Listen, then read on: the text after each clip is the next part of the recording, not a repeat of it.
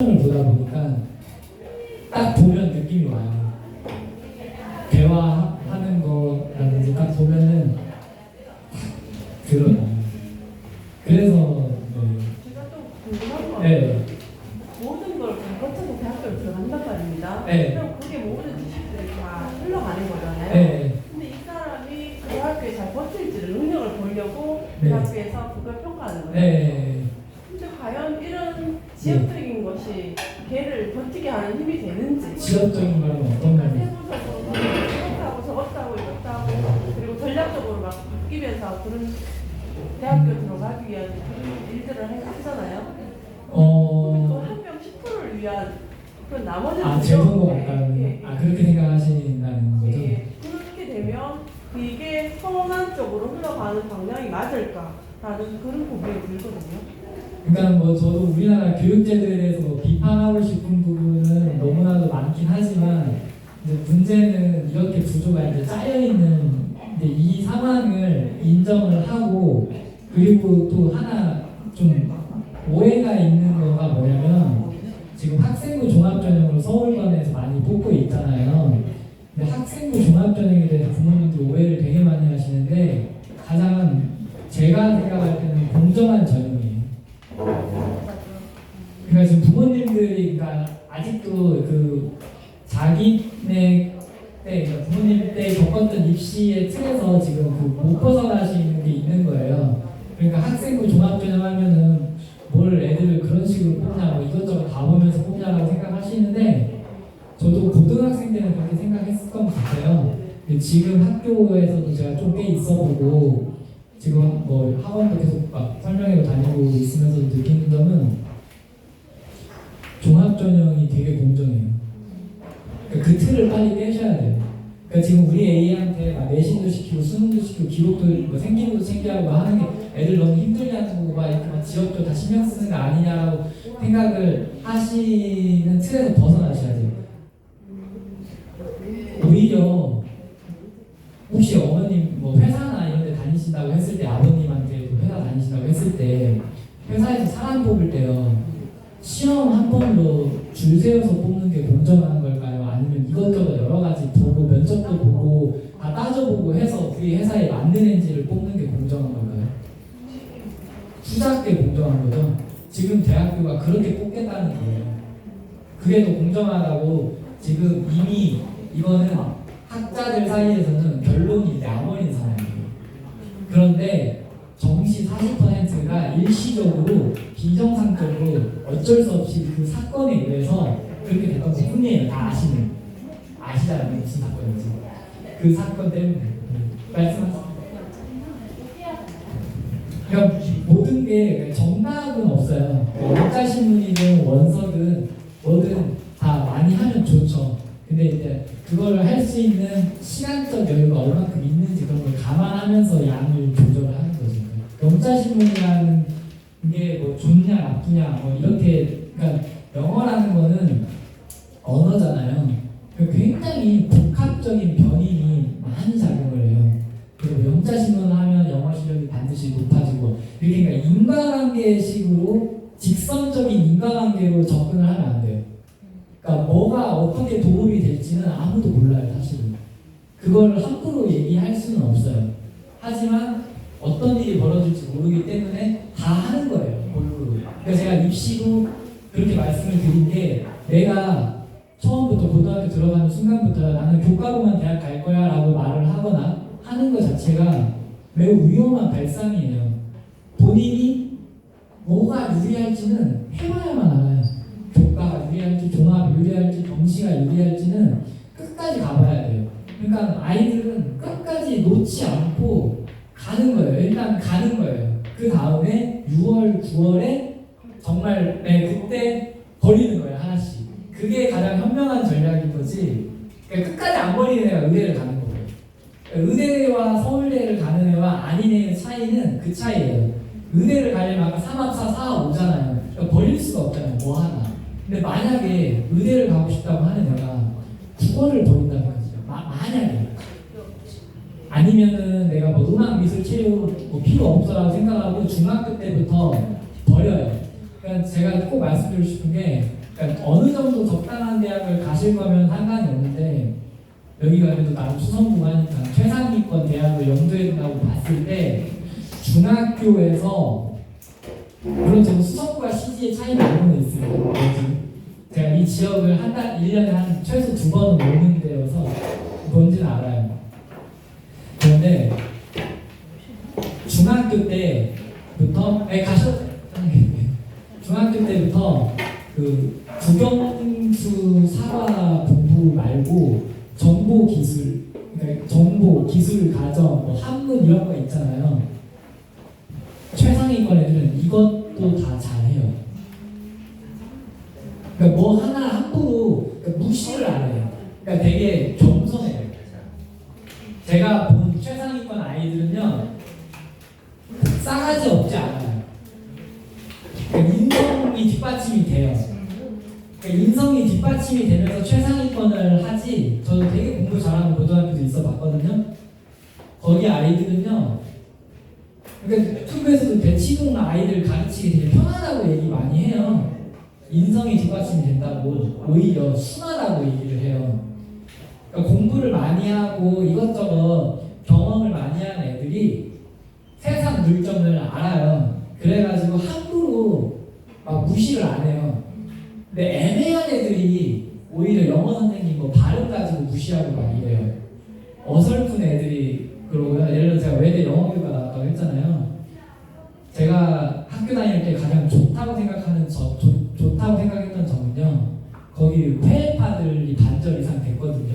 외고 나오고 한 애들이. 근데 이 아이들이요. 국내파 아이들 무시하지 않아요. 함부로. 그러니까 그리고 교수님이 영어 플루언시가 좀 떨어진다고 함부로 무시하지 않아요. 그러니까 나는 외국서 살다 와서 영어를 이 플루언시는 높아서 이런 걸 잘하는 애고 국내파인 이 아이들은 수능으로 들어와서 이런 식으로 학문적인 영역은 되게 잘하는 애고 서로 존중해요. 그 수준 애들을.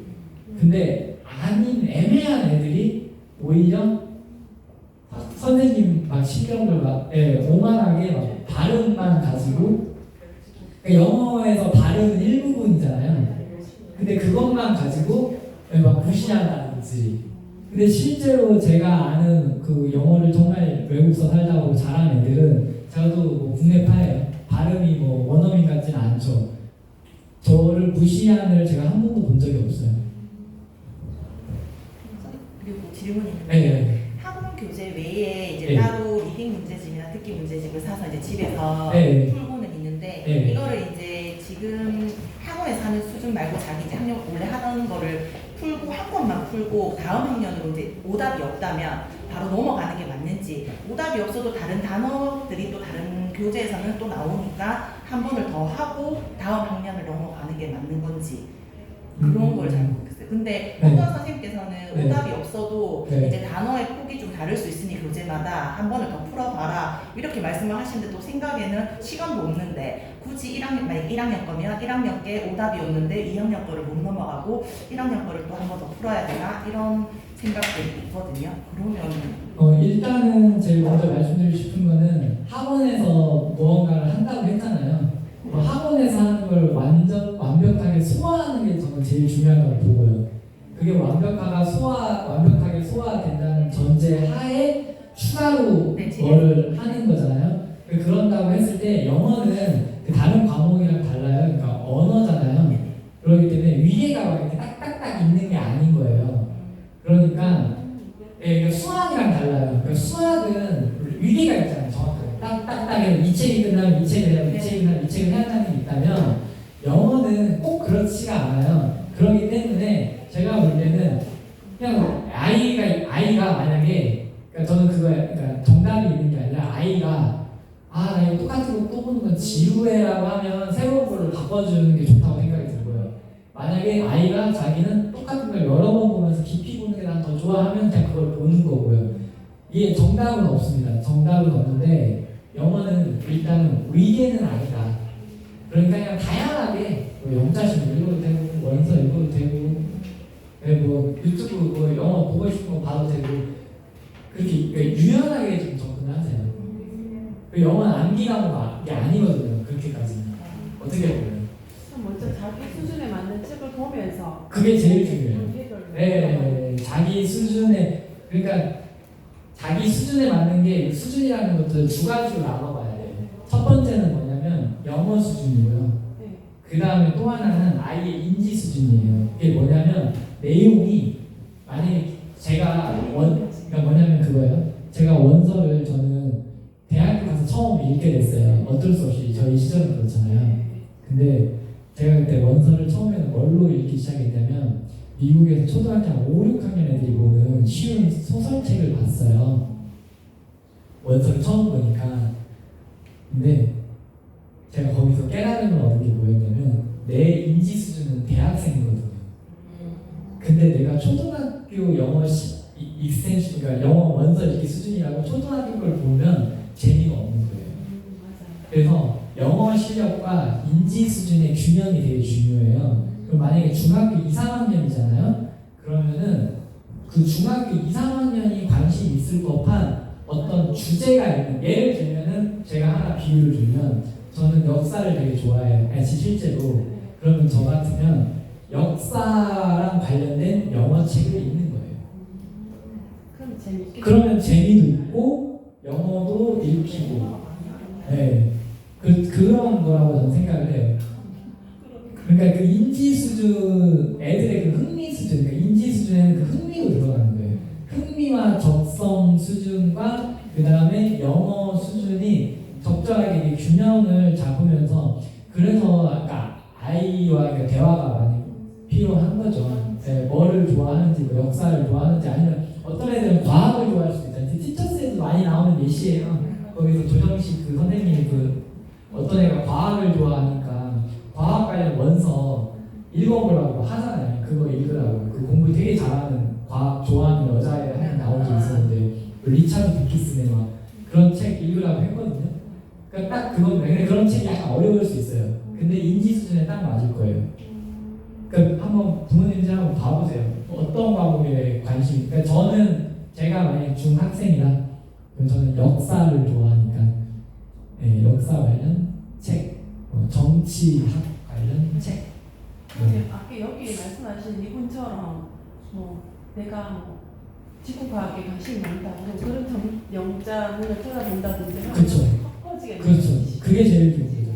그러니까 애가 관심 있는 분야를 정확히 알고 그 다음에 거기에 맞는 영어 수준에 맞는 책을 골라서 읽히면 너무 좋죠. 근데 중1이라서 그런가 관심 분야가 딱히 뭔지를 잘 모르겠고 그냥 하라는 대로 따라온다 이 정도여가지고 그러니까 계속 시켜봐야죠. 대화를 해봐야 돼. 그러니까 그러니까 많이 하는데 아니면 그러니까 그것도 오해가 많아요. 네, 맞아요. 오해가 많아. 그 대화도 그 대화의 그 양과 질은 달라요. 맞아. 질적인. 네, 그러니까 좀 깊이 있는 대화가 있어요. 그러니까 달라요. 그러니까 애들이 되게 다 양면적이에요. 부모님하고 얘기하는 주제와 자기가 좋아하는 선생님한테 가서 말하는 주제하고 친구랑 말하는 주제가 다 달라요. 그러니까 우리 또 그렇잖아요. 실제로. 네. 수능이 가면에 쓰고 있습니다. 그러니까 저는 부모님들이 그러니까 오늘 설명의 목적이 그러니까 단순히 뭐 영어 뭐 이렇다라기보다는 전반적으로 그러니까 사람에 대한 관심과 교육학적인 어떤 그 마인드, 네, 그게 물론 저도 이렇게 말하는 거 저도 쉽지는 않아요. 저도 정말 매일매일 고민에 빠지거든요. 너무너무 어려운데 근데 한 가지 결정적인 차이가 있습니다. 제가 꼭 이거 말씀드리고 싶었어요. 그게 뭐냐면 제가 학교에서 이런 거 되게 잘하는 선생님들 되게 많이 봤어요. 진학 진로에 대해서. 그렇다고 해서 모든 자녀가 다 잘 가는 건 아니거든요. 근데 한 가지 결정적인 차이가 있어요. 내가 정확하게 관점을 잡고 있잖아요. 그럼 우리 아이가 위기에 빠졌을 때 구해줄 수 있어요. 그러니까 잘하는 거는 안 도와줘도 알아서 잘해요. 근데 예를 들어서 공부를 중간 정도 하는 거예요. 근데 잘 모르는 부모는 싸우기만 해요. 닭달만 한다든지 왜 성적이 안 오르냐 어찌냐 이러는데 이걸 잘 알잖아요. 그러면 아 그래 얘가 4등급이나 예를 들어 9등급 기준에 4등급인 거예요. 근데 그럼 얘를 인생 진로 설계로 내가 어떻게 해줘야 할까? 얘는 재수 3수까지도 가야 하는 것인가? 뭐 이런 것까지도 다 염두에 두고 이제 중학교, 고등학교 때부터 부모가 미리 굳이 얘기는 안 해도 전략을 세워놓는 거죠. 그러니까 얘가 위기에 빠졌을 때 엄마, 아빠가 나 예를 들어서 서울에 어디 대학 가고 싶은데 내신 이걸로는 안 되는데 어떡하지? 그래? 그럼 너 어떻게 하고 싶은데 한번 네가 뭐 계획 한번 세워볼래? 그래서 따왔어요. 그래 내가 그러면은 경제적으로 이렇게 지원을 해줄게. 한번 해봐. 이거거든. 근데 보통 부모님들이요 대부분은 반대요 완전히. 야 재수하는데 돈이 얼마나 해? 지금 야 재수하는데 야 1년에 3천 5천만 원 들어. 근데 저도 재수했어요. 근데 5천만 원 투자해서 내가 대학이 달라지면 아니 그것만큼 좋은 투자가 어딨나요? 근데 그게 재수로 성공한다는 게 100% 보장이 되지 않으니, 그리고 이제 그러니까 정확한 건 제일 문제는 우리 아이에 대해서 내가 정확하게 파악을 할 수 있느냐. 그러니까 내가 정확하게 파악한다는 게 아니라 제가 관점만 가지고 있는 게 중요하고요. 전문가한테 맡겨야 저도 맡긴다니까요. 저도 영어 학원 한 번씩 찾아가면요 제 정체도 절대 말하지 않아요. 제가 어떤 일 하는 사람인지 말 안 합니다. 그리고 뭐 원장님이 저한테 꼭 물어보세요. 애가 이렇게 한데 아버님 생각 어떠세요? 물어보잖아요. 저는 항상 이 말만 합니다. 원장님한테 모든 걸 맡깁니다. 안 맡길 거면 안 보내야죠. 애초에. 그러니까 교육이라는 거는 어쨌든 100% 성공은 없어요. 근데 중요한 거는요 그건 것 같아요. 재수를 했어요. 실패할 수도 있죠. 네, 삼수를 해서 실패할 수도 있죠. 해봤으면 후회가 없어요. 그리고 원망 안 해요. 근데 현역으로 들어갔어요. 점수 맞춰서. 재수 삼수해서 잘 된 애를 보고 재수 삼수해서 취업이 대학 잘 가서 잘 된 애를 보고 하면 30살 넘어서 부모를 원망해요. 사춘기가 와요 그때. 실제로 많아요. 그런 경우가. 재수 삼수해서 저는 성공이냐 실패냐가 중요한 게 아니라고 생각해요. 해봤잖아요. 해봤으면 본인이 수용을 해요. 우리 부모님이 이렇게까지 했어. 나도 이 정도까지 해봤는데 어쩔 수 없어. 근데 아이의 기회를 차단하는 학부모님들이 너무 많아요. 절대 재수는 안 돼. 요즘 같은 세상이야 뭔 수시로 다 가야지. 부모님이 입시 다시 해보세요. 그게 내 뜻대로 되는지. 절대 내 뜻대로 안 돼요. 누가 애가 재수하고 싶어 재수하겠어요. 근데 제가 보니까 이걸 잘 아는 선생님들은 굉장히 유연하세요. 제가 학교에서 지켜보니까 예전에 가셔도 돼요. 굉장히 유연하시고요. 3등급이면 3등급에 맞게, 4등급이면 4등급에 맞게 그 아이가 만족할 수 있는 대학 학과를 진로를 잡아서 보내시더라고요. 그게 제가 지금 돌이켜 생각해보니까 이걸 아는 사람과 모르는 사람의 차이는 절대적으로 대학을 잘 가고 못 가고의 문제가 아니라 어떤 상황이 어떻게 벌어졌을 때 당황하지 않고 유연하게 침착하게 대처할 수 있는 사람. 저도 제 애가 잘 되리라는 법이 없죠. 모르죠. 알 수가 없어요. 하지만 한 가지 확실한 거는 당황하지 않아요. 딱 그런 거예요. 그리고 초등학교 때 돈을 많이 써야 하는 거에 동의하고. 근데 지금 중2거든요. 네. 그러니까 제가 할 수 있는 거는 그냥 수학도 얼마 전에 안 보냈고 제가 학원까지 보냈어요. 영어도 계속 보냈고. 네. 제가 하는 거는 그냥 네가 하고 싶으면 하고. 그렇죠. 네, 내가 개입은 안 하는데 네. 도와줄 수 있다. 그 친구 응원한다. 그거 그냥. 네, 그게 가장 좋은 겁니다. 그러니까 부모님이 해주셔야 할 거는 경제적인 지원 확실히 해주시고요. 실적 지원, 그 먹을 거 네. 잘 챙겨주신 그거가 제일 중요한 거예요. 네. 다른 말 하지 마시고. 이게 고민이거든요. 네. 네, 말씀을 하셔서 되게 마음 편하네요. 아, 네.